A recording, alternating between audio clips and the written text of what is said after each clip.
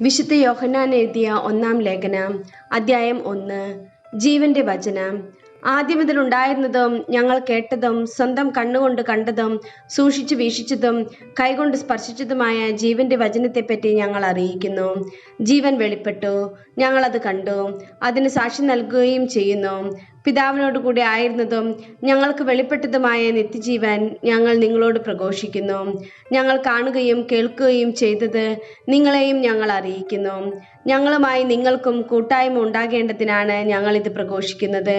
ഞങ്ങളുടെ കൂട്ടായ്മയാകട്ടെ പിതാവിനോടും അവിടുത്തെ പുത്രനായ യേശുക്രിസ്തുവിനോടുമാണ്. ഞങ്ങൾ ഇത് എഴുതുന്നത് ഞങ്ങളുടെ സന്തോഷം പൂർണ്ണമാകാനാണ്. ദൈവം പ്രകാശമാണ്. ഇതാണ് ഞങ്ങൾ അവനിൽ നിന്ന് കേൾക്കുകയും നിങ്ങളോട് പ്രഖ്യാപിക്കുകയും ചെയ്യുന്ന സന്ദേശം. ദൈവം പ്രകാശമാണ്, ദൈവത്തിൽ അന്ധകാരമില്ല. അവിടുത്തോട് കൂട്ടായ്മയുണ്ടെന്ന് പറയുകയും അതേസമയം അന്ധകാരത്തിൽ നടക്കുകയും ചെയ്താൽ നാം വ്യാജം പറയുന്നവരാകും, സത്യം പ്രവർത്തിക്കുന്നുമില്ല. അവിടുന്ന് പ്രകാശത്തിലായിരിക്കുന്നത് പോലെ നമ്മളും പ്രകാശത്തിൽ സഞ്ചരിക്കുന്നെങ്കിൽ നമുക്ക് പരസ്പരം കൂട്ടായ്മയുണ്ടാകും.